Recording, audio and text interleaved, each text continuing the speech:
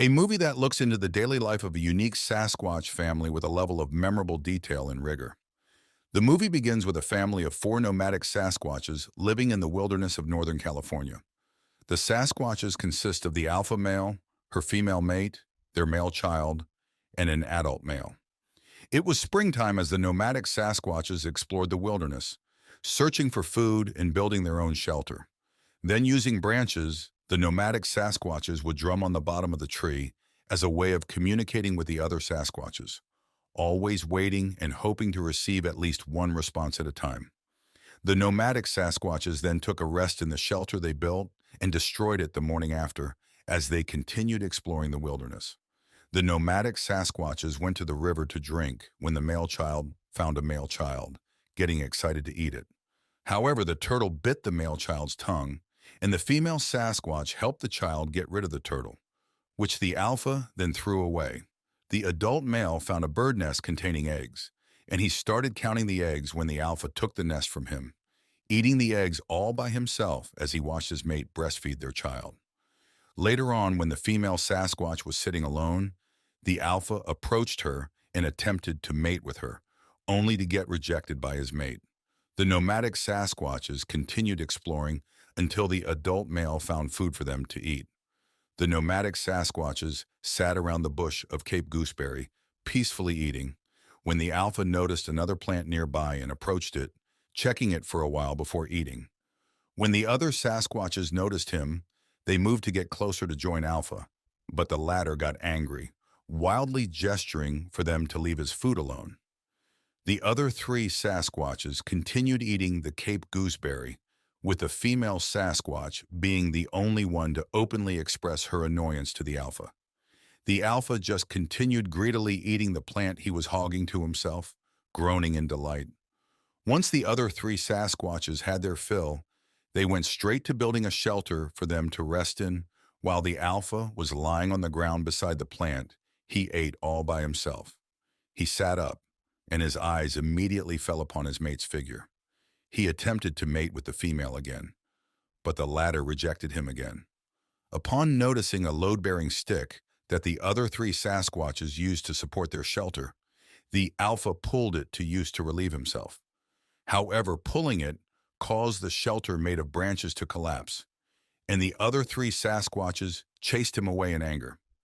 An annoyed alpha walked away and wandered into the woods by himself. That's where he found a lone mushroom on the ground. The alpha ate the mushroom, unaware that it was poisonous.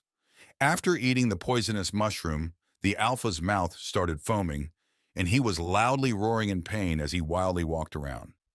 The poison caused the alpha to vomit and take a dump at the same time. The alpha looked up in haze because of the poison and noticed a mountain lion laying in its lair.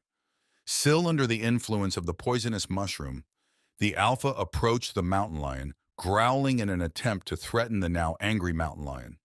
Then the alpha reached for the mountain lion to try and mate with it. Meanwhile, the other three nomadic Sasquatches were trying to call the alpha using branches.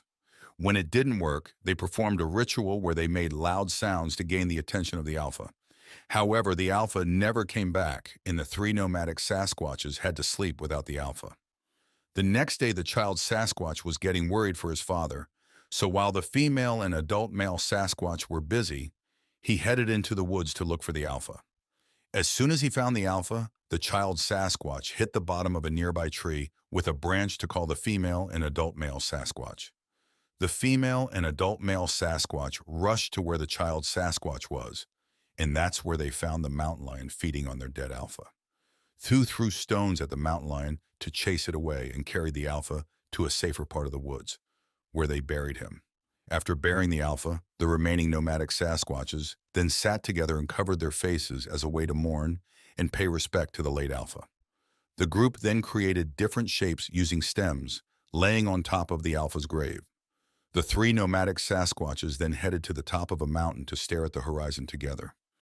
Summer came and the three nomadic Sasquatches were hitting the bottom of trees with branches again, looking up in the sky and waiting to hear any sort of response from the other Sasquatches. Yet there were still none. The nomadic Sasquatches then went to the river and threw stones at the water to hit and catch fish.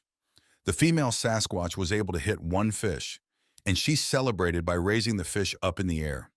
They shared the fish, squeezing it so they could drink its juices, and the female and adult male Sasquatches ate it together while the child sat by himself, munching on the rocks he was breaking into tiny pieces. A while later, the adult male was affectionately holding a snake, while the female Sasquatch sat alone, scratching her private part and sniffing her fingers afterward. That's when she realized something and called the adult male and the child Sasquatches. She announced that she was pregnant and let the child and the adult male sniff on her fingers to confirm it. The child appeared to be shocked by the news. The adult male, on the other hand, seemed to be aroused by the female Sasquatch's scent. Later on, while the visibly pregnant female Sasquatch was feeding on snails, the adult male was acting weird, hugging a tree and then spreading his arms as if to breathe in the air. He then gathered a bouquet of leaves, presenting it to the pregnant female as a way of asking to mate with her. However, the pregnant female got angry and chased the adult male away. The adult male then hid behind a tree, just watching the pregnant female. The pregnant female stayed awake the whole night, and the next day, when they were exploring once again, they found a tree marked with a large red letter X. The nomadic Sasquatches examined the tree and continued exploring until they reached a road. Not having seen a road their whole life, the nomadic Sasquatches were surprised at the sight of it, and they cautiously stood in the middle of the road, observing the ground they were standing on. They looked ahead and were both shocked and confused, seeing how long the road was, leading somewhere else. The pregnant female Sasquatch turned around and shrieked in surprise upon seeing that the other side of the road was the same. The long road was leading somewhere they had no idea of. The nomadic Sasquatches kept on making sounds of confusion and surprise every time they turned around, unable to grasp the idea and use of a road.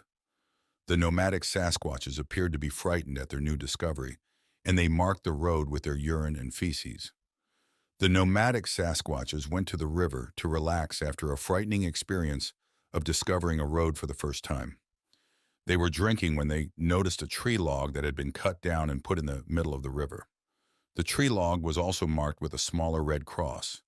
The adult male examined the tree log when the female Sasquatch suddenly felt immense pain in her pregnant belly. She sat on the ground for a while, waiting for the pain to disappear as she observed her child trying to catch fish again. Meanwhile, the adult male was still examining the tree log before he grew frustrated for not understanding what it was and climbed on top of the log. He slowly walked to the other end of the log, balancing to prevent himself from falling. Then he started jumping on the log, unaware that the pregnant female sitting nearby was in pain. Due to the adult male jumping on the log moved, rolling, and causing the adult male to fall in the water. The log rolled on top of his legs, and the adult male was unable to move because of it. Despite the pain she was feeling, the pregnant female slowly approached the adult male and tried to help him out. When it didn't work, she attempted pushing the log.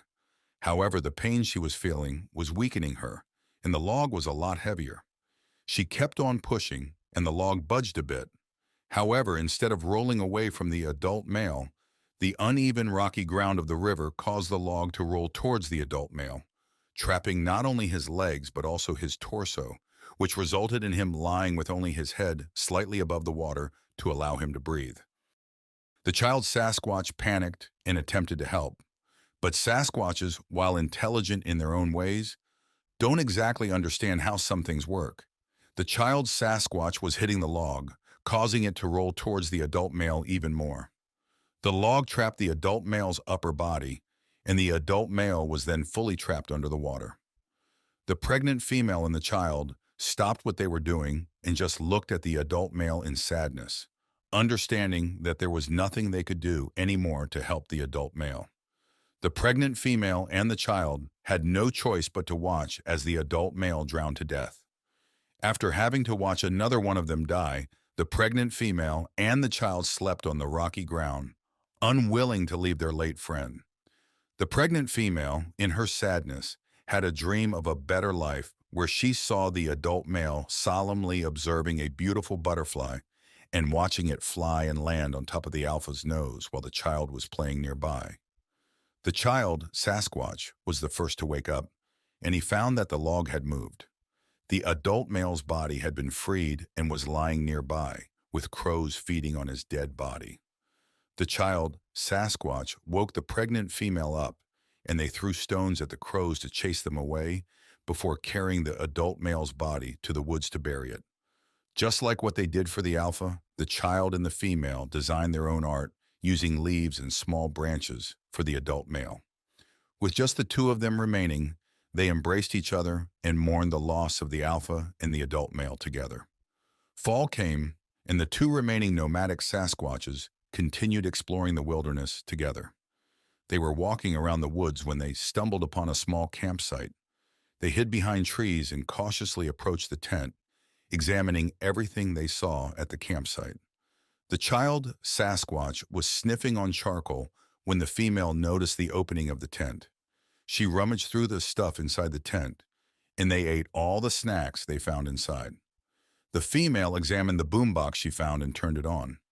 The song Love to Hate You played, and the two nomadic Sasquatches were frozen in their spots as they listened to the song. They stood still beside each other, looking at the distance and seemingly feeling the song.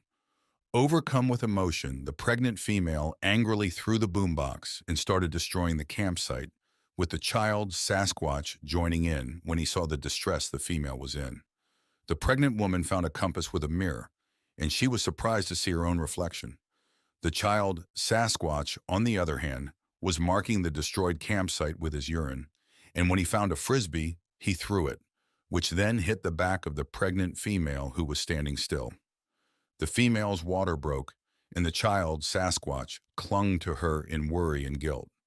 The female and the child, Sasquatch, then left the campsite, and they looked for an appropriate spot for the pregnant female to give birth in, passing by the mountain lion, who seemed to have sensed that the pregnant female Sasquatch was about to go into labor. The female and the child gathered leaves for the female to lay on while she was giving birth. The female went on all fours, grunting and screaming as she gave birth to a baby Sasquatch, while the child, Sasquatch, stood behind her, showing his support.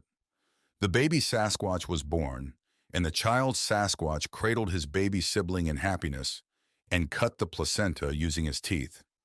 The blissful moment was interrupted by the mountain lion, who had smelt the baby Sasquatch. The child Sasquatch slowly lifted up the placenta and threw it towards the mountain lion, distracting it to give them enough time to escape.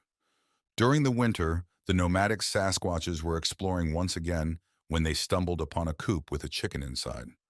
The female handed her baby to the child, Sasquatch, and gently grabbed the pinned chicken.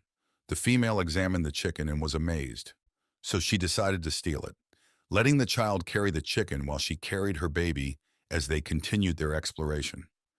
As they were exploring, they found foothold traps on the snowy ground, and the female examined the trap when she noticed her child messing with another foothold trap using the chicken.